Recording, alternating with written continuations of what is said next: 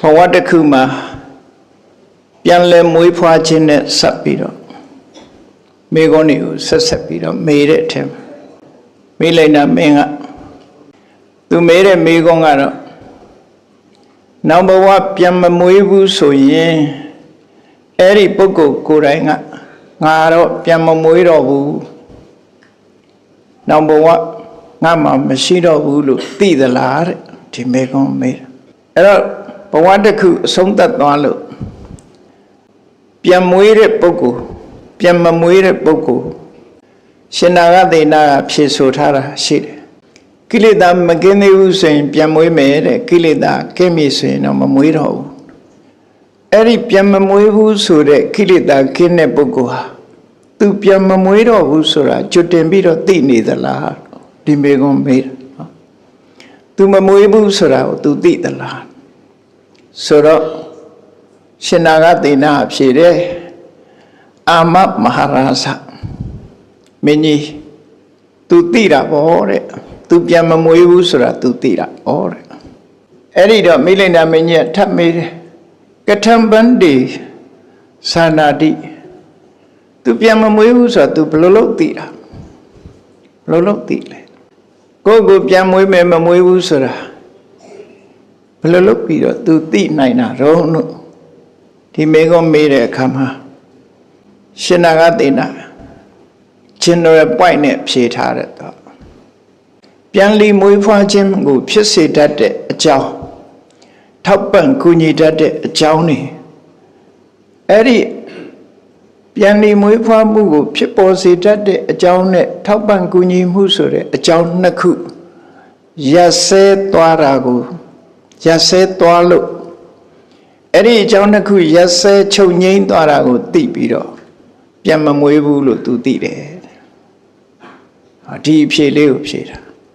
အဲ့ဒီမှာယောဟေတုယောပစ္စယောဟေတုနဲ့ပစ္စယနှစ်ခုခွဲပြီးတော့ဖြေထားတာရှိတယ်လောကလူတွေဟာပြန်ပြီးတော့မွေးနေတာဘာကြောင့်မွေးလဲဆိုမွေးရခြင်းအကြောင်းရှိလို့မွေးတာပေါ့နော်မွေးရခြင်းအကြောင်းတွေကဘာတွေတော့ဆိုကံတရားရဲ့ကိလေသာရဲ့ကံနဲ့ကိလေသာပေါင်းစပ်ထားလို့ရှိရင်တော့အဲ့ဒီကံကိလေသာမကင်းသေးဘူးဆိုရင်ဒီပုဂ္ဂိုလ်ပြန်မွေးမှာပဲကံတရားကိုဟေတုလို့ပြောပြီးတော့ကိလေသာကိုပစ္စယလို့ပြောတယ်လောကမှာအကြောင်းဟာနှမျိုးရှိတယ် producing cause ဆိုတာထုတ်လုပ်တဲ့အကြောင်းတစ်ခုထုတ်လုပ်တဲ့အကြောင်းsupporting cause ဆိုတာထောက်ပံ့ကူညီတဲ့အကြောင်းဟာနှမျိုးရှိတယ်ဆိုပါစို့မျိုးစေ့လေးတစ်ခုကအပင်ပေါက်လာတယ်ဆိုလို့ရှိရင်အဲ့ဒီအပင်ကိုထုတ်လုပ်တဲ့အကြောင်းကမျိုးစေ့ကူညီထောက်ပံ့တဲ့အကြောင်းကမြေနဲ့ရေဒီလိုဆိုတာပေါ့နော်မြေနဲ့ရေကြောင့်မျိုးစေ့ဟာအပင်ကိုထုတ်တယ်အဲ့တော့မျိုးစေ့ကိုဟေတုမြေနဲ့ရေကိုပစ္စယဒါမှမဟုတ်လို့စနကဟေတု producing cause ဥပထမကဟေတု supporting cause လို့အကြောင်းနှမျိုးခွဲပြီးတော့စကားလုံးနှလုံးကိုပြောလိုက်တာဟေတုနဲ့ပစ္စယဟိုဟေတုပစ္စည်းနဲ့မတူဘူးနော်တရားဟေတုပစ္စည်းလို့ပြောတာအဓိပ္ပာယ်တစ်ခုစာပေကျမ်းကမှာဟေတုနဲ့ပစ္စယပဋ္ဌာန်းကလွဲလို့ဟေတုနဲ့ပစ္စယနှစ်ခုပြောထားပြီဆိုလို့ရှိရင်အဲ့ဒါလိုနားလည်ရတယ်ဟေတုပစ္စယအာရမဏပစ္စယဒီပစ္စယတွေကတော့အလုံးနဲ့တူညီတဲ့အကြောင်းတစ်ခုပြောတာနော်ခြေစုပြုတယ်ဆိုတဲ့အဓိပ္ပာယ်နဲ့ပြောတာသုတ္တံပါဠိတော်တွေမှာဟေတုနဲ့ပစ္စယနှစ်ခုတွဲဖက်ပြီးတော့လာပြီဆိုရင်ဘယ်လိုနားလည်ရတော့ဆိုဟေတုဆိုတာထုတ်လုပ်တဲ့အကြောင်းပစ္စယဆိုတာအကူအညီအကြောင်းနှစ်ခုရှိတယ်ဆိုပါစို့မောင်းနေတဲ့အခန်းထဲမှာမီးထွန်းလိုက်တယ်သို့မဟုတ်အလင်းမီးဖွင့်လိုက်တဲ့အခါကျတော့အဲ့ဒီအခန်းထဲမှာရှိတဲ့ငကောကအမှောင်ထဲတုန်းကမမြင်ရတဲ့ဇဝဲကလထိုင်စတဲ့ပြိဘောဂါတွေမြင်လိုက်ရတယ် အဲ့ဒီစပွဲကလထိုင်တွေကိုအလင်းရောင်ကထုတ်လုပ်ပေးတာလားလို့ဆိုထုတ်လုပ်တာမဟုတ်ဘူးနှိုးရရှိသို့တော့မိရဲ့အကူအညီအလင်းရောင်ရဲ့အကူအညီကြောင့်စပွဲကလထိုင်ကိုမြင်ရတယ်အဲ့ဒါမျိုးကိုအကူအညီကြောင့်လို့ခေါ်တယ်ထုတ်တာမဟုတ်ဘူးသူကနော် producing cause နဲ့ supporting cause ဒီအကြောင်းနှစ်ခုကွဲကွဲပြားပြားနားလည်ရမယ်ဘယ်နေရာပဲဖြစ်ဖြစ်ဘယ်ရာကထုတ်လုပ်တဲ့အကြောင်းဖြစ်ပြီးဘယ်ရာကအထောက်အကူပြုတာလဲဆိုတာဒီနှစ်ခုကွဲကွဲပြားပြားသိဖို့လိုအပ်တယ်ပေါ့အခုဒီမှာလဲရှင်နာကသေနာဖြေတယ်ယောဟေတုယောပစ္စယောပဋိတန္တေနာယဘဝတစ်ခုမှာပြန်လီမွေးဖွားဖို့ဆိုတဲ့နေရာမှာဟေတုဆိုတဲ့ထုတ်လုပ်တဲ့အကြောင်းနဲ့ပစ္စယလို့ခေါ်တဲ့အထောက်အကူအကြောင်းနှစ်ခုရှိတယ်တဲ့အဲ့ဒီဟေတုဆိုတဲ့ထုတ်လုပ်တဲ့အကြောင်းရဲ့ပစ္စယလို့ခေါ်တဲ့အထောက်အကူအကြောင်းနှစ်ခုပြတ်ဆဲသွားပြီဆိုရင်မမွေးတော့အဲ့ဒီအကြောင်းမရှိတော့ဘူးလို့သိခြင်းဟာပြန်လီမမွေးဖွားတော့ဘူးလို့သိနိုင်ခြင်းအကြောင်းပဲလို့ဒီလိုဖြေလိုက်တာနော်အကြောင်းကိုကြည့်ပြီးအကျိုးမဖြစ်ဘူးဆိုတာကိုပြောတာဒီလိုပြောတဲ့အခါအဲ့ဒီတော့မိလိန်ဒမင်းကြီးကရှင်းအောင်ထပ်မေးတယ်ဩပမံကရောဟိအရှင်ဘုရားဥပမာလေးနဲ့ပြောပါဦးဥပမာစကားလေးနဲ့ပြောစမ်းပါအောင်လို့ဆိုယထာမဟာရာဇကတ္တကောခပတိကောကတိတဝါစဝပရိတဝါစဒိညာကာရံပရိပုရိတိရိုးရိုးလေးပဲလူတိုင်းသိတဲ့ဥပမာနဲ့ပြောတာစဘာကိုယ်တော်ကြီးရှိတယ်အဲ့ဒီစဘာကိုယ်တော်ကြီးကိုလယ်သမားလယ်လုတ်ငန်းတဲ့အသက်မွေးတဲ့လူတယောက်ဟာသူ့မြေခွက်ကြီးမှာစဘာတွေစိုက်ဖို့ထွန်ရက်တယ်ပြိုးတယ်စဘာစိုက်စဘာပြိုးဖို့ထွန်ရက်တယ်စိုက်ပြိုးတယ်အဲ့ဒါလို့ထွန်ရက်စိုက်ပြိုးပြီးတော့မှသူဘာလုပ်လဲဆိုရလာတဲ့စဘာတွေနဲ့စဘာကိုယ်တော်ကြီးကိုဖြစ်တင်းတယ်ပေါ့ဒါလို့ရုပ်လို့ဆယ်မယ်နော်စဘာကိုယ်တော်ကြီးကိုဖြည့်လိုက်တယ်ပေါ့အဲ့ဒီလိုစဘာကိုယ်တော်ကြီးကိုဖြည့်တယ်အဲ့ဒီလယ်သမားဟာနှစ်စဉ်လုံနေကြမယ်ရာသီဥတုအချိန်တန်းလာလို့ရှိရင်လဲထွန်းတယ်ထွန်ပြီးရင်စဘာဆိုင်တယ်ရလာတဲ့စဘာတွေရိတ်သိမ့်ပြီးကိုယ်တော်နဲ့ဖြည့်တယ်ဒါသူလုံနေကြအဲ့တခါကျတော့သူလေယာလုပ်ငန်းသူမလုပ်နိုင်တော့မလုပ်နိုင်တဲ့အခါကျတော့ဘာလုပ်လဲသူဟာထွန်လည်းမထွန်တော့စဘာလည်းမဆိုင်တော့နော်ထွန်လည်းတွန်စဘာလည်းမဆိုင်ထွန်ပြီးရက်ပြီးလို့တိမ့်ထားတဲ့စဘာတွေကိုပဲသူဟာထိုင်ပြီးတော့စားတယ်ရောင်းပစ်လိုက်တယ်ကိုယ်တော်နဲ့ထည့်ထားတဲ့ဟာတွေကိုနောက်ထပ်ပြီးတော့သူစဘာထွင်ပြီးတော့ကိုယ်တော်ကိုမဖြည့်တော့ဘူးရှိပြီးသားစဘာတွေကိုသူထုတ်ရောင်းတယ်သို့မဟုတ်စားပစ်တယ်သို့မဟုတ်သူလှုပ်ချင်တယ်လို့အဲ့ကိုယ်တော်နဲ့ဟာတွေထုတ်ပြီးတော့သူအသုံးချပလိုက်တယ်အထုံးချပစ်ပြီးတော့နောက်ထပ်လဲထွန်တာရက်တာစိုက်ပြိုးတာမလုပ်တော့ဘူးဆိုလို့ရှိရင်အဲ့ဒီလေသမားဟာသူ့ကိုယ်သူသိသလားတဲ့ငါစဘာကိုယ်တော်ကြီးကိုစဘာမဖြည့်တော့ဘူးဆိုတာသူ့ကိုသိလားစဘာကိုယ်တော်နဲ့စဘာတွေထုတ်ရောင်းနောက်ထပ်လည်းမဆိုင်တော့ဘူးမထဲတော့ဘူးဆိုစဘာကိုယ်တော်ကြီးကိုသူဖြည့်မယ်မဖြည့်တော့ဘူးဆိုတာမသိနိုင်ဘူးလားလို့ဆိုအာမဘန္တေဇာနေယအရှင်ဘုရားသိနိုင်တာပေါ့တဲ့ရှင်းလေးရဲ့ဒီဥပမာနော်ရှင်ဘုရားသိနိုင်တာပေါ့တဲ့ကထံဇာနေယဘယ်လိုလုပ်သိတော့သူဘယ်လိုလုပ်သိတာတော့လို့ရှင်နာဂသေနထပ်မေးတော့ယောဟေတုယောပစ္စယောဒိညာကာရတပရိပူရဏယစဘာခုတော်ကြီးကိုထပ်ဖြည့်ဖို့အကြောင်းတရားတွေသူမလုပ်တော့ဘူးတဲ့ထွန်ရခြင်းစိုက်ဖြိုးခြင်းစဘာစုဆောင်ခြင်းဆိုဒီအလုပ်တွေသူမလုပ်တော့အကြောင်းတရားတွေသူမလုပ်တော့အဲ့တော့မလုပ်တော့အဲ့ဒီစဘာခုတော်ကြီးကိုဖြစ်တင်းမှုစဘာစိုက်ပြိုးတဲ့အလုပ်ကိုမလုပ်ထားဘူး လှုပ်ခြင်းဆိုတဲ့အကြောင်းတရားရပ်ဆိုင်လိုက်တာကိုသူသိတယ်တဲ့သိသောကြောင့်ငါစဘာကိုယ်တော်ကြီးတဲ့တော့စဘာမဖြစ်နိုင်တော့ဘူးဆိုတာလည်းသူသိတယ်တဲ့အဲ့ဒီနေနဲ့သိတာဆိုလိုတာကဖြစ်เสียအကြောင်းမရှိတော့ဖြစ်ဖို့မလုပ်တော့တဲ့အတွက်ကြောင့်စဘာကိုယ်တော်ကြီးမပြည့်တော့ဘူးဆိုတော့သူသိတယ်အဲ့ဒါလိုနေနဲ့သိတာလို့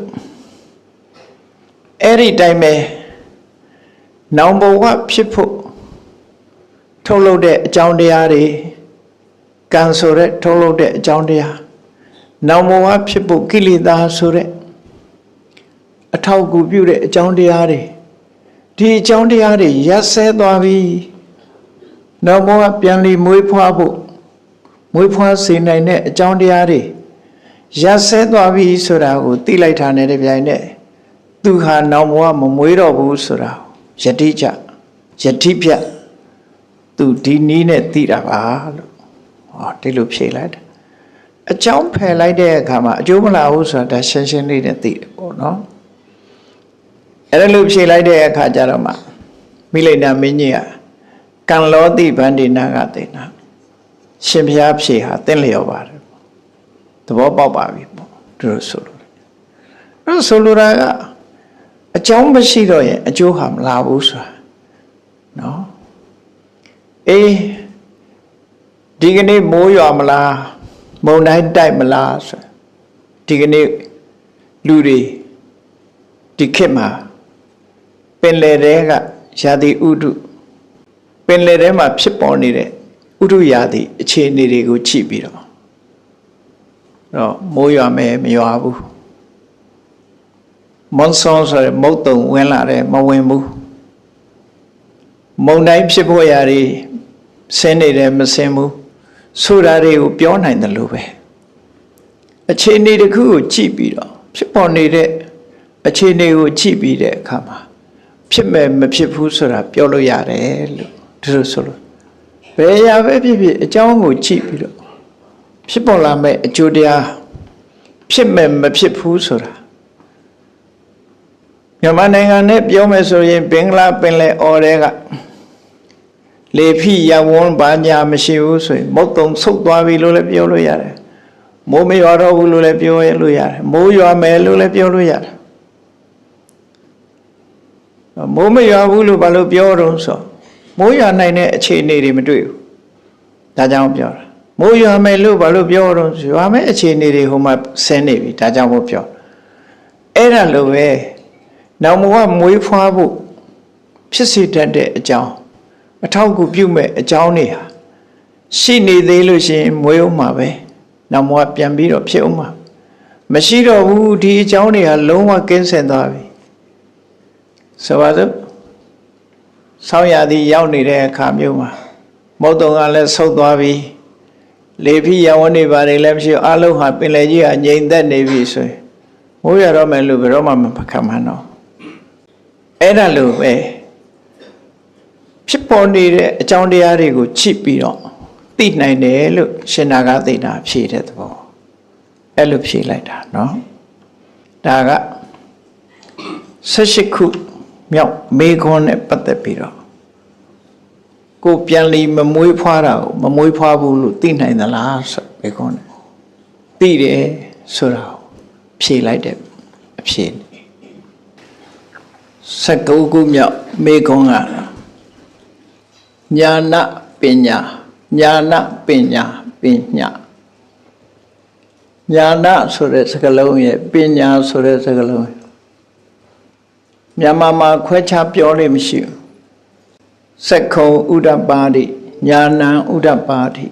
ပညာဥဒ္ဒပါတိဝိဇ္ဇာဥဒ္ဒပါတိအလုံးအဲ့ဒီမှာညာဏဆိုတာကိုဉာဏ်လို့ပြန်ပြီးတော့ပညာကိုလည်းပညာလို့ပဲပြန်လို့ရှိကြတယ်အဲ့ဒီနှစ်ခုနဲ့ပတ်သက်ပြီးတော့မိလိန်နာမင်းကြီးကတိတာဆိုတာနဲ့ပတ်သက်ပြီးညာဏအတိနဲ့ပညာအတိဒီနှစ်ခုကွက်ပြားခြားနာစွာသိဖို့ဒီမေကုံမေးလာတယ်သိတယ်မသိဘူးဆိုတာနဲ့ဆက်ဆက်ပြီးတော့မေးတဲ့သဘော ဗန္တိနာဂသေနယတ္တညာဏံဥပ္ပန္နတတ္တပညာဥပ္ပန္နဉာဏ်ဖြစ်လို့ရှိရင်ပညာဖြစ်သလားဉာဏ်ဖြစ်တဲ့ပုဂ္ဂိုလ်မှာပညာဖြစ်သလားလို့ဆိုမြန်မာစကားမှာဉာဏ်ပညာလို့တွဲပြီးတော့သုံးနေကြတာဆိုတော့ဉာဏ်ကလည်းအသိပဲပညာလည်းအသိဆိုတော့မြန်မာမှာကွဲပြားခြားနားမှုမရှိသလိုဖြစ်သို့တော့ဒီမှာဉာဏ်နဲ့ပညာကိုခွဲပြီးတော့ပြောတာအင်္ဂလိပ်လို့ဆိုလို့ရှိရင် knowledge နဲ့ wisdom ဉာဏ်ကို knowledge လို့သုံးပြီးတော့ပညာကိုတော့ wisdom အဲ့ဒီအဓိပ္ပာယ်နဲ့ခွဲခြား knowledge ဆိုတာဘာလို့ဆိုရင် education တို့သင်ကြားမှုတို့အတွေ့အကြုံတို့ကိုပေါ်မူတည်ပြီးတော့ဖြစ်ပေါ်လာတဲ့ဒီသိရှိမှုနားလည်မှုအဲ့ဒါကို knowledge လို့ခေါ်တာ knowledge ဆိုတာ understanding through education အဘိဓမ္မာမှာအဲ့ဒါလို့ဖွင့်တာနော် through education and experience knowledge ဆိုတာတဲ့သင်ကြားမှုနဲ့ education ဆိုတာသင်ကြားမှုပညာသင်ကြားမှုနဲ့ experience အတွေ့အကြုံနှစ်ခုကိုအကြောင်းပြုပြီးတော့ဖြစ်ပေါ်လာတဲ့အသိဉာဏလို့ခေါ်တယ် knowledge လို့ခေါ်တယ် wisdom ကြတော့ဘာလို့ဆိုလို့ရှိရင် wisdom ဆိုတာဆုံးဖြတ်နိုင်တဲ့စွမ်းရည်တတိတစ်မျိုးသိမြင်ဆုံးဖြတ်နိုင်တဲ့စွမ်းရည်တစ်မျိုး knowledge အရာသိမြင်ဆုံးဖြတ်နိုင်တဲ့စွမ်းရည်တတိတစ်မျိုးပညာလို့ခေါ်ပြန်တယ် wisdom အဲ့တော့အင်္ဂလိပ်မှာ knowledge နဲ့ wisdom ခွဲထားသလိုပဲဉာဏနဲ့ပညာပါဠိမှာလည်းပဲဒီနေရာမှာခွဲထားတယ်လို့ဒီလိုမှာဉာဏဆိုတာ knowledge ပညာဆိုတာ wisdom အဲ့တော့မိလိန်နာမင်းကြီးကမေးတာဗန္တိနာဂသေနယတ္တညာဏံဥပ္ပန္နံတတ္တပညာဥပ္ပန္နာဉာဏ်ဖြစ်တဲ့ပုဂ္ဂိုလ်မှာပညာဖြစ်သလားသူမေးတာဉာဏ်ဖြစ်တဲ့ပုဂ္ဂိုလ်မှာပညာဆိုတာဖြစ်သလား knowledge ရှိတဲ့ပုဂ္ဂိုလ်မှာ wisdom ဆိုတာဖြစ်သလားဒီလိုမေးခွန်းမေးမျိုးပေါ့နော်အဲ့လိုမေးတဲ့အခါကျတော့နာရှင်နာဂသေနဖြေတယ်အာမမဟာရာဇမင်းကြီးဉာဏ်ဖြစ်တဲ့ပုဂ္ဂိုလ်မှာပညာဆိုတာဖြစ်တယ်လို့ဒီလိုဖြစ်တယ်ပေါ့အဲ့တော့သူကမေးခွန်းတစ်ခုထပ်မေးတယ်ကိမ္ပန္တိယဉ်ကျေဝဉာဏံတာယေဝပညာအဲ့ဒီဉာဏ်သည်ပင်လင်ဉာဏသည်ပင်လင်ပညာလား knowledge ပဲ wisdom လားလို့ knowledge သည်ပင် wisdom လို့ခေါ်မလားနော်ဉာဏဆိုတဲ့ဉာဏ်သည်ပင်လင်ပညာဖြစ်သလားဒီမေကုန်းကိုသူဆက်မေးပြန်အဲ့တော့ဉာဏ်ကိုပဲပညာလို့ခေါ်တာလားဆိုခုဆိုပုံကတော့ဉာဏ်ဆိုတာသိအောင်လုပ်လို့သင်ပေးလို့သိလာတဲ့အသိပညာကြတော့သိလာတဲ့အသိပေါ်မှာအခြေခံပြီးတော့နားလည်နိုင်စွမ်းရှိတဲ့အရေးအချင်းလို့ဒီလိုဆိုလို့ရမှာပေါ့နော်အဲ့တော့ရှင်နာသေကဖြေတယ်အာမမဟာရာဇမနေတဲ့ညာဏသိပင်နဲ့ပညာပဲတွတ်တက်ဖြစ်ပေါ်လာမှုကိုအကြောင်းပြုပြီးတော့ပြောတာအဲ့တော့မိလိန်နာမင်းကြီးကဆက်ပြီးတော့မေးပြန်တယ်ယတ္တဗန္တိတင်ញေဝဉာဏံတာယေဝပညာဥပ္ပန္နာအရှင်ဘုရားတဲ့ပုဂ္ဂိုလ်တယောက်ထဲမှာအဲ့ဒီဉာဏ်သည်ပင်လင်ပညာအနေနဲ့ဖြစ်တာလားဉာဏ်သည်ပင်ပညာအနေနဲ့ဖြစ်တာလားဘယ်လိုလဲအဲ့ဒီပုဂ္ဂိုလ်ဟာတွေ့ဝေမှုရှိသလားသို့မဟုတ်တွေ့ဝေမှုမရှိဘူးလားအဲ့တော့ဉာဏ်သည်ပင်ပ ပညာဖြစ်မဲ့ဆိုလို့ရှိရင်တွေ့ဝေမှုရောဖြစ်သလားတွေ့ဝေမှုရောမဖြစ်ဘူးလားလို့မေးတဲ့အခါကျတော့ရှင်နာဂသိဏဖြေတယ်ကတ္ထစီမဟာရာဇတမ္မုံရေးယကတ္ထစီနာတမ္မုံရေးယအချို့ကိစ္စမှာတော့တွေ့ဝေမှုဖြစ်တတ်တယ်အချို့ကိစ္စမှာတော့တွေ့ဝေမှုမဖြစ်တတ်ဘူးလို့အဲ့လိုဖြေတဲ့အခါကျတော့ကိုယ်ရင်ပန်းတေတမ္မုံရေးယဘယ်နေရာဘယ်ကိစ္စမျိုးမှာတွေ့ဝေထတ်တယ်လဲလောကမှာဉာဏ်နဲ့ပညာဖြစ်လာပြီးတဲ့နောက်တွေ့ဝေမှုဆိုတာရှိသလားဆိုမေးတယ်ဘယ်နေရာမျိုးမှာတွေ့ဝေထတ်တယ်လဲတွေ့ဝေတယ်ဆိုတာမသိတာပြောတာနော်ဘယ်လိုနေရာမျိုးမှာအသိဉာဏ်ဆူရောက်မှုအရေးချင်းမရနိုင်တယ်လဲသိမှုအရေးချင်းမဖြစ်တယ်လဲဆိုရှင်နာဂသိဏဖြေတယ်အညာတပုပ္ပေတုဝါမဟာရာဇသိပ္ပဌာနေတုဘယ်တော့မှမသင်ဘူးတဲ့အတတ်ပညာအဲ့ဒီနေရာမှာဉာဏ်မဖြစ်ဘူးတဲ့အသိဉာဏ်လည်းမဖြစ်ဘူး knowledge လည်းမဖြစ်ဘူး wisdom လည်းမဖြစ်ဘူးလို့ဆိုလို့အာကတပုပ္ပါယဝါထိတာယမရောက်ဘူးတဲ့အယမျက်နာသို့မဟုတ်မရောက်ဘူးတဲ့အယဒိတဘယ်တော့မှမရောက်ဘူးတဲ့နေရာမှာလည်းပဲအတွေ့အကြုံမရှိသည့်အတွက်ကြောင့်ဉာဏ်လည်းမဖြစ်ဘူး knowledge ဒီပညာလည်းမဖြစ်ဘူးတွေ့ဝေထတ်တယ်အဲ့ဒီနေအတုတပုပ္ပါယဝါနာမပညတိယမကြားဘူးတဲ့စကားလုံးမကြားဘူးတဲ့အမည်နာမနဲ့ပတ်သက်ပြီးတော့လည်းပဲဘာပြောတာပါလဲလို့တွေ့ဝေထတ်သေးတယ်ကိုသိတဲ့စကားလုံးဆိုလို့ရှိရင်ချက်ချင်းတန်းသိတာပေါ့နော်ကိုမသိဘူးမကြားဘူးတဲ့စကားလုံးဆိုလို့ရှိရင်လူဟာအဲ့ဒီပုံမှာတွေ့ဝေသွားတယ်မသိနိုင်ဘူးလို့ဆိုလို့တွေ့ဝေသွားတယ်သူမှဉာဏ်မရှိဘူးလို့ပြောလို့တော့မရဘူးဉာဏ်ရှိတယ်အဲ့ဒီရှိတဲ့ဉာဏ်ဟာမကြားဘူးတဲ့နေရာမှာဆိုရင်မသိဘူးဘာပါလိမ့်ဘာပြောတာပါလိမ့်ဆိုတော့ဗမာစကားသာတက်ပြီးတော့အင်္ဂလိပ်ဝေါ်ဟာရမသိတဲ့ပုဂ္ဂိုလ်တယောက်ရှိအင်္ဂလိပ်လိုပြောရင်ဘာလဲတော့ဖြစ်နေမှာမကြားဘူးတဲ့အကြောင်းအရာတစ်ခုကိုပြောရင်လည်းဘာပြောတာပါလဲနော်ဘာပြောတာပါလို့တွေးတဲ့ပုဂ္ဂိုလ်မှာအသိဉာဏ်မရှိတာတော့မဟုတ်ဘူး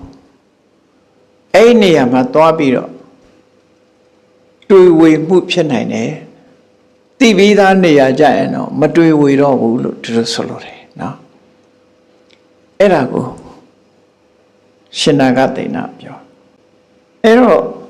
တွေးဝေတဲ့နေရာကဘယ်လိုနေရာမှာသွားတွေးဝေတတ်တုံးဆိုလို့ရှိရင်တဲ့မသိမှုတဲ့တပညာမျိုးမရောက်ဘူးတဲ့အရိယဒေတာမျိုးမကြားဘူးတဲ့စကားလုံးမကြားဘူးတဲ့အသုံးအနှုန်းမျိုးမှာသွားတွေးဝေတယ်အဲ့တော့မိလိမ့်နာမင်းကြီးဆက်မေးတယ်ကုဟိနတမ္မုံရေးရဘယ်လိုနေရာမှာမတွေးဝေတုံးလို့ဆိုယံခောမဟာရာဇတာယပညာယဟိတံအနိစ္စန္တိဝါဒုက္ခန္တိဝါအနတ္တာတိဝါတဟိနတမ္မုံနေရဘယ်လိုနေရာကြတော့မတွေ့ဝေတုံးလို့ဆိုလို့ရှိရင်တဲ့ပညာဖြင့်သိထားပြီးတဲ့ပညာနဲ့လှုပ်ထားတဲ့သိထားတဲ့အသိဖြစ်တယ်မမြဲဘူးဆိုတဲ့သဘောတရားဝိပဿနာပညာနဲ့သိထားတယ်မမြဲဘူးဆိုတဲ့သဘောတရားဆင်းရဲတယ်ဆိုတဲ့သဘောတရားကိုမပိုင်ဘူးဆိုတဲ့အနတ္တသဘောတရားဉာဏ်နဲ့သိထားပြီဆိုလို့ရှိရင်အဲ့ဒီနေရာမှာကျတော့တွေ့ဝေမှုကင်းတယ်လို့ဒီလိုဖြေတယ်အဲ့တော့ဒီဖြေတွေကိုကြည့်လိုက်မယ်ဆိုလို့ရှိရင်ညာနာဆိုတာသင်ကြားတဲ့အချိန်မှာသင်ကြားမှုကိုအခြေခံပြီးဖြစ်တာကိုညာနာဒါကြောင့်မို့ knowledge အဲ့ဒီအသိပေါ်မှာအခြေခံပြီးတော့လက်တွေ့စမ်းသပ်ပြီး experience နဲ့သိသွားတာမှာပညာလို့ဒီလိုခွဲခြားမှတ်ဖို့လိုတယ်ပေါ့နော်အဲ့တော့ knowledge ဆိုတာ know ဆိုတဲ့စကားလုံးနဲ့ဆက်ဆက်တယ် know ဆိုတာသိတာသိတယ်ဆိုတာသင်ယူမှတ်သားပြီးသိတယ်အသိ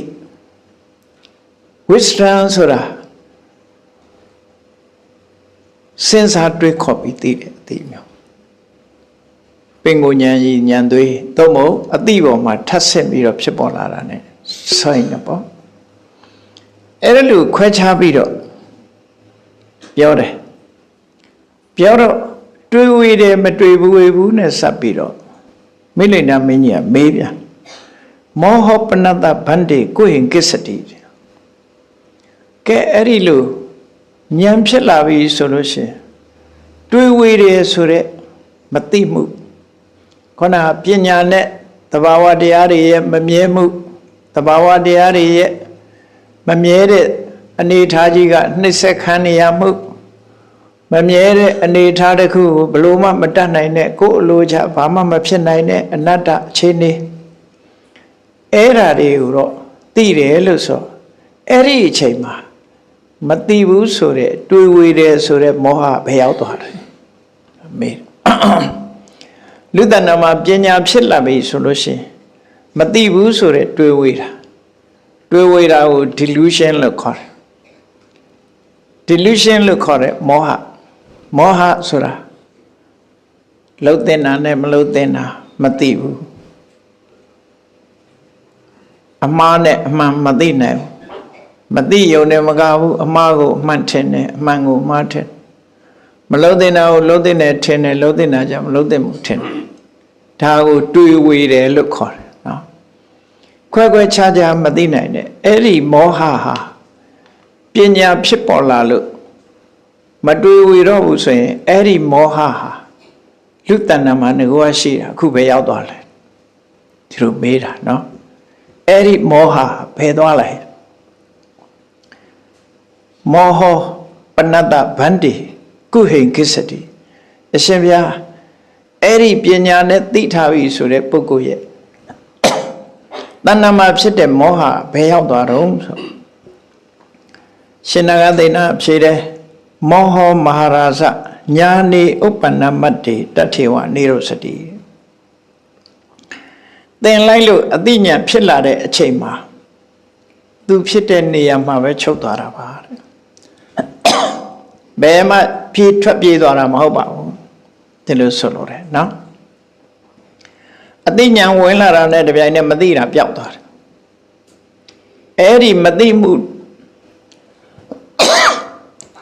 တွေးဝေမှုဆိုတဲ့မောဟဟာ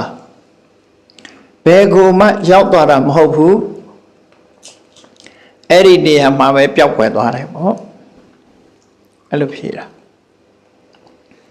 အဲ့ဒီနေရာမှာပဲပျောက်ကွယ်သွားတယ်ဆိုဥပမံကရောဟိပန္တိရှင်ပြဥပမာလေးနဲ့ရှင်းပြထားမအောင်ဆိုတော့ရှင်နာဂသိဏဥပမာပေးတယ်ရှင်မင်းကြီးတဲ့မှောင်းနေတဲ့အိမ်ထဲမှာအလင်းမိထိုင်နေတစ်ခုယူလာပြီးအဲ့အမောင်ထဲမှာပြီးအလင်းတိုင်လေးထွန်းလိုက်အဲ့ဒီထင်းလိုက်တဲ့အခါကျတော့အခန်းထဲမှာမှောင်းနေတဲ့အမောင်တွေဟာပျောက်သွားတယ်အလင်းဟာပေါ်လာတယ်အဲ့ဒီလိုအဲ့ဒီဥပမာအတိုင်းပဲဉာဏ်ပေါ်လာလိုက်တာနဲ့တပြိုင်နက်မောဟဟာအဲ့ဒီနေရာမှာပဲပျောက်သွားတာအလင်းလာလိုက်တာနဲ့တပြိုင်နက်အမှောင်ကဘယ်ထွက်ပြေးသွားတော့ဘယ်မှမထွက်ဘူးငကိုကနေတဲ့အမှောင်ဒီနေရာမှာပဲပျောက်သွားတာအလင်းရောက်လာတာနဲ့အမှောင်ပျောက်သွားကြည့်တယ်ခုနကတော့အမှောင်ကြီးဒီထဲရှိနော်မီးလဲလင်းလိုက်ရပျောက်သွားအဲ့ဒီအမှောင်လိုက်ဖမ်းလို့ရမလားဘယ်ပြေးတော့ခုနကတော့တခန်းလုံးမှောင်သွားတယ်လေအဲ့ဒီအမှောင်ဟာဘယ်ထွက်ပြေးတော့ဆိုဘယ်မှမပြေးဘူးဒီထဲမှာအလင်းလဲလာလိုက်ရောပျောက်သွားအဲ့ဒါလိုပဲအသိဉာဏ်လာလိုက်တာနဲ့တပြိုင်နက်မောဟပျောက်သွားတယ်လို့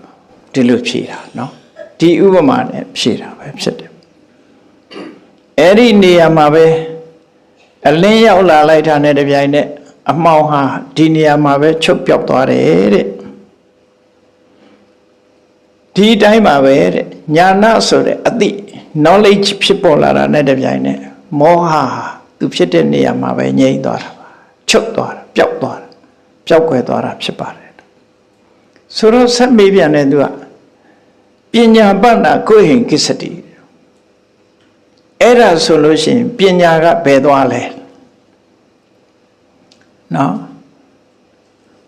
အလင်းလာလို့မောဟကတော့ပြေးပြီနော်အဲ့တော့ပညာကဘယ်ရောက်သွားလဲလို့ဒီမေကုံမေးတာပညာခောမဟာရသကိုယ်ကိစ္စတိဘယ်သွားတော့ဆိုတော့မိလိုက်နာမင်းကြီးဖြေတယ်ပညာသည်သကိစ္စယံကတ္ထဝတတ္ထေဝနိရောဓစတိပညာကသူ့အလုပ်လုပ်ပြီးတော့အဲ့ဒီနေရာမှာပဲချုပ်သွားတယ်အလုပ်တစ်ခုလုပ်ပြီးတဲ့နေရာမှာပညာဟာလည်းအနိစ္စသဘောပဲဖြစ်ပေါ်လာပြီးရင်ပျောက်ကွယ်သွားတဲ့သဘောရှိလို့သူ့ကိစ္စကိုသူလှုပ်ဆောင်ပြီးတဲ့နောက်မှာသူဟာလည်းဒီနေရာမှာပဲချုပ်သွားတာတဲ့အဲ့တော့သူ့ကိစ္စသူလှုပ်တာဘာတော့ဆိုလို့ရှိရင်သဘာဝတရားအပေါ်မှာသူကမမြဲဘူးဆိုတာသိလိုက်တယ်ဆင်းရဲတယ်ဆိုတာသိတယ်အတ္တမဟုတ်ဘူးဆိုတာသိလိုက်တယ်အဲ့ဒါသိပြီးတဲ့နောက်မှာသူကပညာချုပ်ကွယ်သွားတယ်သို့တော်လည်းပညာနဲ့သိထားတဲ့အကြောင်းတရားကြီးကတော့ဒီအကြောင်းအရာကြီးကတော့ချုပ်မသွားဘူးဟုတ်လားပညာချုပ်ငိမ့်သွားတော့လည်းပဲပညာနဲ့သိထားတဲ့မမြဲတဲ့သဘောဆင်းရဲတဲ့သဘောကိုမပိုင်တဲ့သဘောကြီးကတော့ချုပ်သွားတာမှမဟုတ်တာလောကမှာရှိနေတာနော်သူကတော့ချုပ်မသွားဘူးပညာဆိုတာတော့ဖြစ်ပြီးရင်ချုပ်သွားတယ်သဘာဝတရားကြီးကတော့ဆက်ရှိနေတယ်ပညာနဲ့သိထားတဲ့အကြောင်းအရာကတော့ရှိနေတယ်အဲ့တော့မိလိမ့်နာမင်းကြီးကမရှင်းလို့ဥပမံကရောဟိရှင်ဘုရားဥပမာပေးစမ်းမအောင်နဲ့ဥပမာလေးနဲ့ရှင်းပြစမ်းမအောင်ဒီအချက်ဆိုတော့ရှင်မင်းကြီးတဲ့တယောက်ယောက်ဟာညအခါမှာစာရေးစရာရှိလားစာလေးရေးပြီးတော့စာပို့စရာရှိလားစာရေးပြီးပို့စရာရှိတော့စာရေးကိုခေါ်တယ်ခေါ်ပြီးတော့စီမီလေးထွန်းပြီးမိတိုင်လေးထွန်းပြီးတော့စာရေးခိုင်းတာစာရေးခိုင်းပြီးတော့စာရေးပြီးတဲ့အခါကျတော့မိငိမ့်လိုက်တယ်နော်မိငိမ့်လိုက်တဲ့အခါကျတော့အဲ့ဒီရေးထားတဲ့စာတွေဟာမိငိမ့်တာနဲ့အတူတကွပါသွားလားမပါဘူးလားမပါဘူး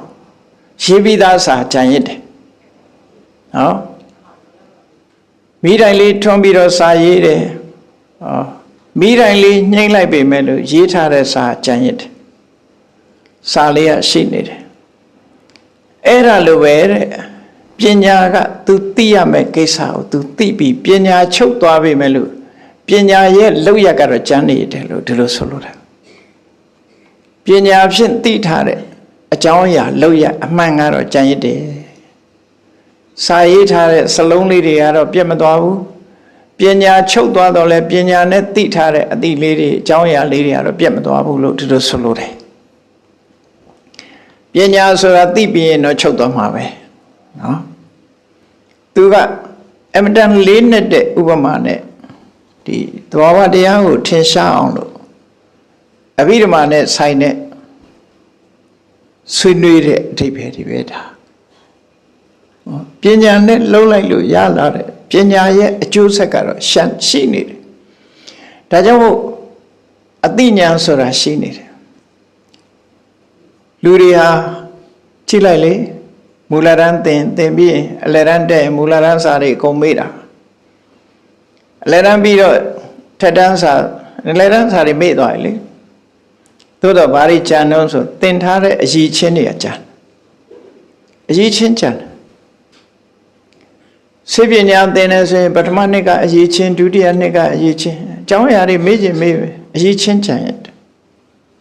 အဲ့ဒီအရည်ချင်းကြံရတယ်လို့ပဲအသိပညာနဲ့သိထားတဲ့အရာပျောက်မသွားတော့ဘူးပညာကတော့သူကပြီးသွားဗျာဒီလိုဆိုလိုတာနော်အဲ့တော့အမှောင်ထဲမှာ စာရေးဆရာရှိလို့အလင်းမီးထွန်းပြီးတော့စာရေးမီးပိတ်လိုက်ပဲမဲ့ဒီစာတွေပျောက်မသွားသလိုအသိပညာဖြင့်ဆုံးဖြတ်ပြီးသိမြင်ထားတဲ့အကြောင်းအရာတွေဟာပျောက်မသွားဘူးတဲ့ဒါလို့ဆိုလို့တယ်အရှင်ဘုရားထပ်ပြီးတော့ဥပမာလေးနဲ့ပြောပါအောင်တဲ့ဒီတဲ့ပိုရှင်းအောင်ပြောပါအောင်လို့ဆိုရှင်နာဂသေနာပြောတယ်ရှင်မင်းကြီးတဲ့အရှေ့ပိုင်းနိုင်ငံတွေမှာဒီအာရှနိုင်ငံတွေပြောတာဖြစ်တော့တယ်နော်အရှေ့ဘက်ကနိုင်ငံတွေမှာဘာတွေလုပ်လို့ရှိတော့ဆိုမိဘေးကာကွယ်ရေးအတွက်မိဘေးကာကွယ်ရေးအတွက်အိမ်တိုင်းမှာရေအိုး၅လုံးဆောင်းထားရတခါတော့မိကတ်တို့ရေအိုးတို့ဘာလို့တောတွေမှာလုပ်လို့ရှိတယ်နော်အဲ့တော့မိဘေးကာကွယ်ဖို့ရအတွက်အိမ်တိုင်းမှာအဲ့ဒါတွေလုပ်ထားခုခေတ်ဆိုရင်မိသက်ဘူးတွေပေါ့ခက်ကမှီသွားပြီအဲ့ရှေးတုန်းကတော့ရေအိုးတွေတဲ့အိမ်မှာ၅လုံးတဲထား၅လုံးတဲထားအိမ်တိုင်းမှာအဲ့ဒီရေပြီးအိုးရေအစင်းနဲ့ထောင်ထားအစင်းနဲ့ဆောင်းထားအဲ့ဒါလို့ဆောင်းထားပြီးတော့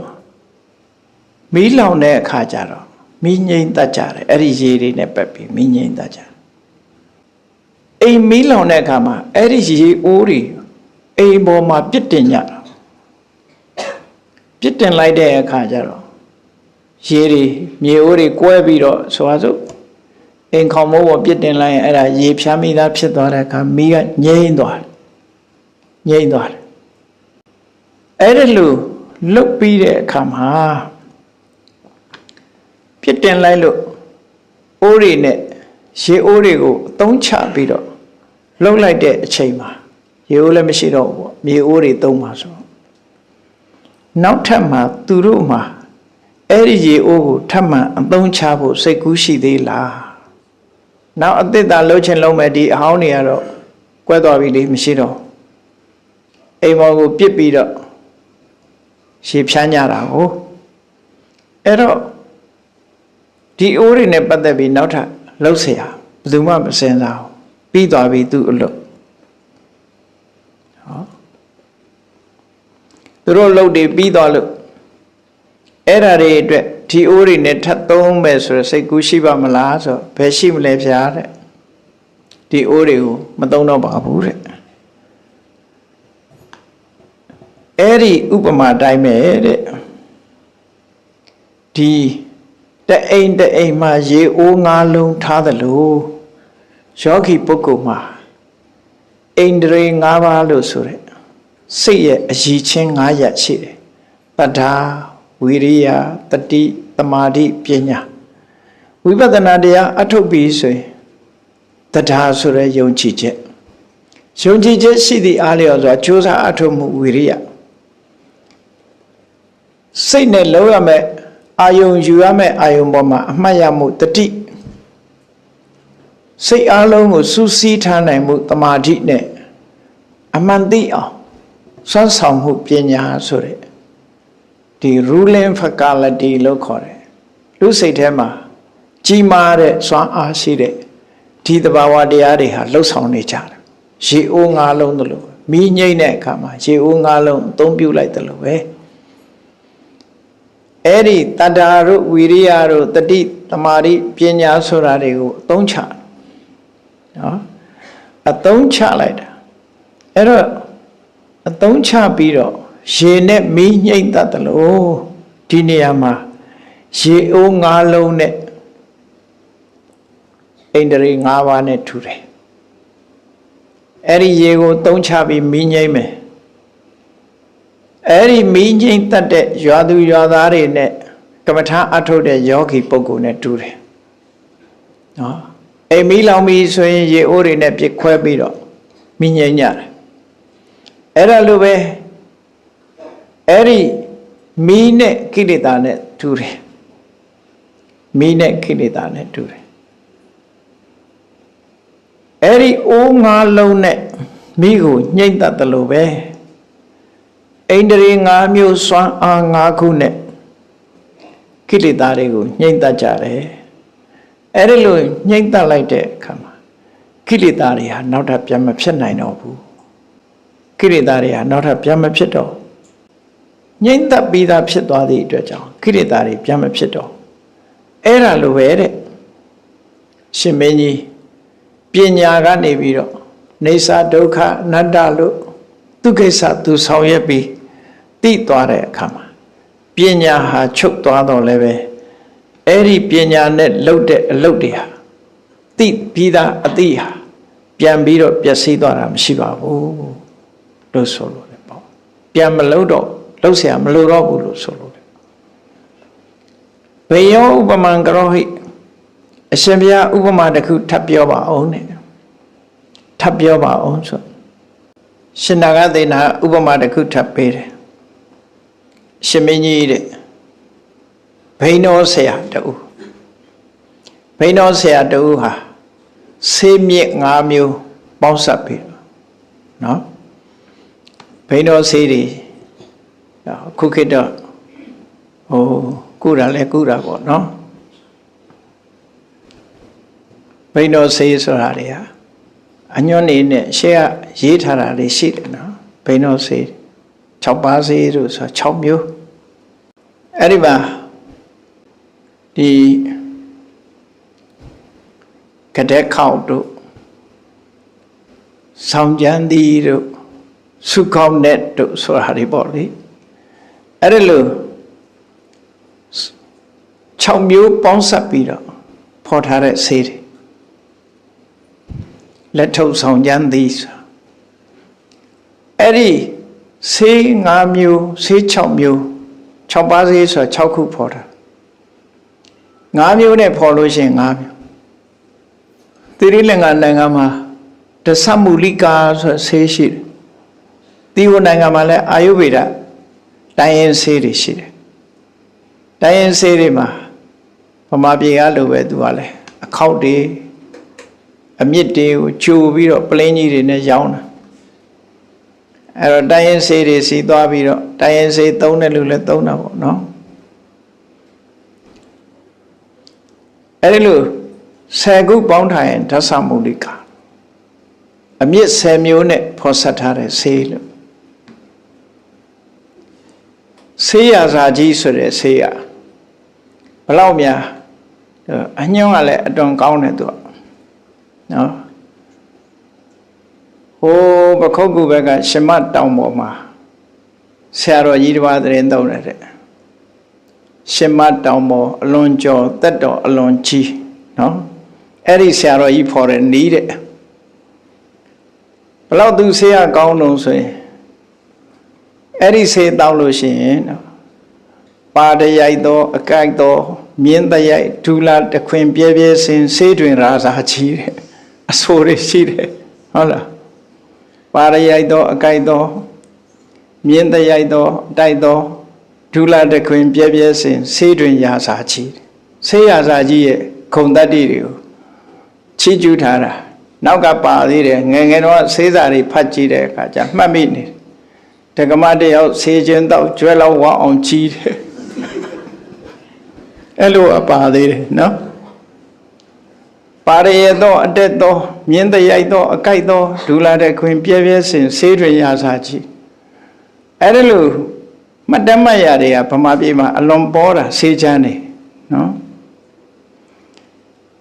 အဲ့ဒီလိုဟာမျိုးပေါ့အခုလဲဆေးဆရာကဆေးမြင့်5မျိုးကိုဖော်ဆက်လိုက်တာဖော်ဆက်လိုက်ပြီးတော့နော်နေမကောင်းတဲ့လူကိုအဲ့ဒီဆေးတိုက်တယ်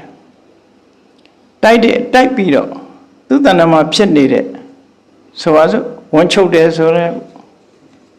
ဝန်သွားတယ်ပေါ့အဲ့ဒီဘိန်းတော်ဆေးမှာသူကဒေါသဆိုတဲ့အပြစ်လေသီးချေတလိပ်လို့ဆိုတယ်ခန္ဓာကိုယ်ထဲမှာအပြစ်ဒေါသတွေရှိနေတယ်အဲ့ဓာတွေကိုပျောက်အောင်ဒီဆေးနဲ့ကျွေးပြီးတော့ကုသဘိန်းတော်နီးကအဲ့ဒါလို့ကုတာ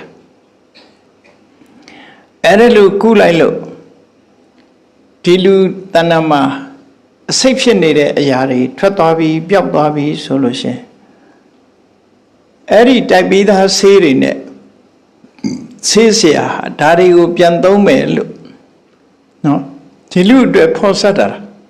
ယောဂပျောက်သွားပြီဆိုရင်ဒီဆေးကိုသူပြန်သုံးမယ်လို့သူ့စိတ်ထဲမှာမရှိတော့ဘူးတဲ့ရှိပါအောင်မလားဆိုဘယ်ရှိမလဲဗျာအေးအဲ့ဒီနေရာမှာလည်းပဲတဲ့ဆေးမြင့်၅မျိုးနဲ့အိန္ဒိယ၅မျိုးနဲ့တူတယ်တဲ့ဆေးဆရာနဲ့ယောဂီပုဂ္ဂိုလ်နဲ့တူတယ်တဲ့ယောဂါနဲ့ကိလေသာနဲ့တူတယ်ယောဂါရှိတဲ့လူနဲ့ပုထုဇဉ်နဲ့တူတယ်တဲ့နော်အဲ့ဒီလိုအမြင့်၅မျိုးနဲ့ဖော်ဆက်တဲ့ဘိန်းုံဆေးနဲ့လူတဏ္ဍာမှာရှိနေတဲ့ဒေါသသမင်းဒေါသဆိုပါတော့ဓာတ်တွေဝန်းတွေချုပ်ပြီးတော့သမင်းဒေါသဖြစ်နေတဲ့ဟာတွေအဲ့ဒါတွေထုတ်ပြီးတဲ့အခါမှာသူဟာနေမကောင်းတဲ့လူတယောက်ဟာပဂတိကျမ်းမာသွားတယ်အဲ့ဒါလိုပဲဒီအိန္ဒိယ၅မျိုးနဲ့သူတဏ္ဍာမှာရှိတဲ့ခိလေသာတွေကိုဖယ်ရှားပြလိုက်တယ်တတ္တာဝိရိယတတိသမာဓိပညာလို့ဆိုတဲ့ဒါတွေနဲ့ဖယ်ရှားပြလိုက်တယ်ဖယ်ရှားပြလိုက်တဲ့အခါဒီဖယ်ရှားပြီးတဲ့အရာတွေဟာပြန်လာမှာမဟုတ်တော့ဘူးပေါ့နော်နောက်ထပ်ဖြစ်ချင်တော့ဖြစ်မှာပေါ့ဖယ်ရှားပြီးတဲ့အရာပြန်မလာတော့အဲ့ဒါလိုပဲတဲ့ပညာနဲ့ဆောင်ရွက်ထားတာပညာကနေပြီးတော့သိထားတယ်အသိတွေအိဋ္ဌာလို့သိတာဒုက္ခလို့သိတာအနတ္တလို့သိတာအဲ့ဒီအသိတရားတွေဟာပျောက်ကွယ်သွားတာမရှိဘူးပညာကချုပ်ငြိမ်းသွားတော့လည်းပဲအဲ့ဒီအသိတွေကပျောက်ကွယ်မသွားသည့်အတွက်ကြောင့်နောက်ထပ်ပြန်လှုပ်เสียမလိုတော့ဘူးလို့ဆိုလိုတယ်နော်ကိလေသာတွေဖယ်ရှားဖို့အတွက်နောက်ထပ်ပြန်လှုပ်เสียမလိုတော့ဖြစ်တယ်ဒီလိုရှင်းပြလိုက်တဲ့အခါကျတော့မိလိန်နာမင်းကြီးကအရှင်ဘုရားဥပမာတစ်ခုနဲ့ထပ်ရှင်းမအောင်ဆိုတော့ရှင်နာကသေနာကထပ်ရှင်းတယ်ဥပမာမဲ့တဲ့စစ်မြေပြင်ကိုလေးကင်ပြီးတော့မြား၅စင်းနဲ့မြား၅စင်းပါတဲ့မြား၅စင်းနဲ့လေးလက်နဲ့ကိုကင်ပြီးတော့ရန်သူကိုတိုက်ပွဲဝင်တဲ့စစ်သူရဲကောင်းတယောက်ဟာအဲ့ဒီမြား၅စင်းနဲ့ပဲရန်သူတွေကိုချေမှုန်းလိုက်တာနိုင်သွားတယ်အဲ့ဒီနိုင်သွားတဲ့စစ်ဘုရန်သူတွေအကုန်လုံးကြာဆုံးသွားပြီအဲ့ဒီပြစ်လိုက်တဲ့မြားတွေဟာရန်သူကိုချေမှုန်းပြီးသားဖြစ်သွားလို့အဲ့ဒီမြားတွေကိုပြန်သုံးအောင်မယ်လို့သူ့မှာစိတ်ကူးရှိပါမလားတဲ့မရှိတော့ဘူးအဲ့ဒီသူတို့ရဲ့ဆောင်ရွက်တဲ့ကိစ္စတွေအကုန်လုံးပြီးသွားလို့စစ်ပွဲကြီးကအဆုံးသတ်သွားတယ်အဲ့ဒါလိုပဲတဲ့ယောဂီပုဂ္ဂိုလ်ဟာဣန္ဒြေ၅ပါးဆိုတဲ့မြား၅စင်းကိုအသုံးချပြီးတော့ကိလေသာရန်သူတွေကိုအနိုင်တိုက်လိုက်တယ်အနိုင်တိုက်လိုက်လို့ကိလေသာတွေအားလုံးချုပ်ငြိမ်းသွားပြီဆိုလို့ရှိရင်နောက်ထပ်ဒီကိလေသာတွေကိုတိုက်ဖို့လိုအောင်မလားအသိပညာနဲ့သိထားပြီးပြီဆိုရင်နောက်ထပ်ထပ်ပြီးတော့လှုပ်เสียတွေမရှိတော့ဘူးဒါကြောင့်မို့လို့ဒီနေရာမှာလည်းပဲမြား၅စင်းနဲ့ဣန္ဒြေ၅ပါးသူရဲကောင်းလေးပြည့်သမားနဲ့မြားပြည့်သမားနဲ့ယောဂဝိစရယောဂီပုဂ္ဂိုလ်နဲ့တူတယ်ကိလေသာနဲ့ရန်သူတွေနဲ့အလားတရတူတယ်မြား၅စင်းနဲ့ဒီကိလေသာကိုဖယ်ရှားပစ်တဲ့လက်နဲ့ဣန္ဒြေ၅ပါးနဲ့တူတယ်လို့အဲ့ဒီဣန္ဒြေ၅ပါးဆိုတဲ့မြား၅စင်းနဲ့ကိလေသာတွေအလုံးကိုရန်သူတွေအကုန်ဖယ်ရှားပစ်ပြီးတော့အောင်ပွဲရလိုက်ပြီဆိုရင်ဒီပုဂ္ဂိုလ်ရဲ့အောင်ပွဲဟာတိုက်ပွဲပြီးဆုံးသွားတော့လဲသူ့ရဲ့အောင်ပွဲဟာအောင်ပွဲအနေနဲ့ရှိနေတယ်လို့ပဲဒီအသိပညာနဲ့လှုပ်ထားတဲ့မမြဲတဲ့သဘောဆင်းရဲတဲ့သဘောအစိုးမပိုင်တဲ့သဘောဆိုတဲ့အဲ့ဒီသဘောတရားတွေဟာတော့ပျောက်ကွယ်သွားတာမဟုတ်ဘူးပညာအနေနဲ့ကတော့ချုပ်ငြိမ်းသွားတာဖြစ်တော့လည်းပဲပညာကလှုပ်ထားတဲ့အသိအကြောင်းအရာကတော့ရှိနေတာပဲလို့အဲ့ဒီလိုဖြေလိုက်တဲ့အခါကျတော့ မိလိန်နာမင်းကြီးကသဘောကျသွားပြီကံလောတိဗန္တိနာဂသိနာရှင်နာဂသိနာရှင်ဘုရားဖြေတာခြေနှက်ဖွယ်ဟာကောင်းပါတယ်ယုတ်တိရှိပါမိတယ်လို့အခုလို့ပြန်လီပြောကြလိုက်တယ်ပေါ့အဲ့တော့ဒီကနေ့မေခွန်းနှစ်ခုထဲမှာ19နံပါတ်မေခွန်းကညာနာနဲ့ပညာဒီအကြောင်းအရာနဲ့ပတ်သက်ပြီးတော့သူဟာအသေးစိတ်မေးသွားတာကိုရှင်နာဂသိနာကအသေးစိတ်ဖြေတာဖြစ်ပါတယ်တရားချစ်ခင်သူတော်စင်ပြိဿပေါင်းတို့ဘုရားဝါဒရေးရာဘောဓုတ္တတွေနဲ့ပတ်သက်လာလို့မေးသူကလည်းကကတတမေးထတယ်လို့ဖြေတဲ့ပုဂ္ဂိုလ်ကလည်းလိပ်ပတ်လဲအောင်သေးသေးချာချာနှံ့နှံ့ဆက်ဆက်ဖြေထားတာဖြစ်သောကြောင့်ဒီမိလိန်နာပညာဆိုတဲ့ကျမ်းကြီးဟာဘုရားဝါဒကိုလေ့လာတဲ့ပုဂ္ဂိုလ်တွေဖို့အသိဉာဏ်ကျွယ်ဝစေတတ်တာဖြစ်သောကြောင့်သာသနာနှစ်900မှာပေါ်လာတဲ့ဖျားပြိနိဗ္ဗာန်စံပြီးနှစ်900နောက်မှာပေါ်လာတဲ့ဒီမိလိန်နာပညာကြီးကိုနှစ်1000မှအထက်ကရာတွေရေးဖို့ပေါ်လာတဲ့ရှင်ဘုရားသာသူ့ရဲ့အထက်ကရာတွေထဲမှာမကြာခဏကိုးကားပြီးရှင်းလင်းဖော်ပြတာဖြစ်ပါတယ်မြတ်ဗုဒ္ဓရဲ့တရားတော်တွေဟာအဗ္ဗဓမ္မ၄နှစ်တာဖြစ်သောကြောင့်ရှင်းလင်းပြခြင်းဥပမာမရှိခြင်းဖြင့်ရှင်းလင်းပြသူမရှိဘူးဥပမာနဲ့ရှင်းမပြနိုင်ဘူးဆိုရင်တချို့တရားတွေဟာအလွန်လေးနှစ်သည့်အတွက်ကြောင့်သိဖို့ရခက်ခဲတာဖြစ်တယ်ပေါ့အခုလိုရှင်းလင်းတဲ့ဖြင့်မြတ်ဗုဒ္ဓရဲ့အဆုံးအမတရားတော်တွေဟာရှင်းရှင်းလင်းလင်းနဲ့သိတာပြီးနောက်ဆုံးမှာကိုယ့်ဘဝခရီးကိုရှင်းရှင်းကြီးမြင်နိုင်ပြီးအလင်းရောင်ထဲမှာခရီးသွားရသလိုတန်တရားခရီးထဲမှာလည်းအသိဉာဏ်နဲ့ခရီးသွားရမယ်ဆိုရင်ရှောင်သင်တာရှောင်နိုင်တယ်ဆောင်းသင်တာဆောင်းနိုင်တယ်ရှောင်ခြင်းဆောင်ခြင်းကြောင့်ဆင်းရဲဒုက္ခတွေနှဲပါပြီးချမ်းသာဒုက္ခတွေများလို့နောက်ဆုံးမှာတန်တရားရဲ့ထွက်ပေါက်ဖြစ်တယ်တန်တရားထွက်ပေါက်ကိုတွေးရှိပြီးနိဗ္ဗာန်ကိုမျက်မှောက်ပြုနိုင်မှာဖြစ်တယ်လို့ကိုယ်စီသဘောကျပြီးမြတ်ဗုဒ္ဓရဲ့အဆုံးအမတိုင်းလိုက်နာကျင့်သုံးနိုင်ကြပါစေကုန်သတည်း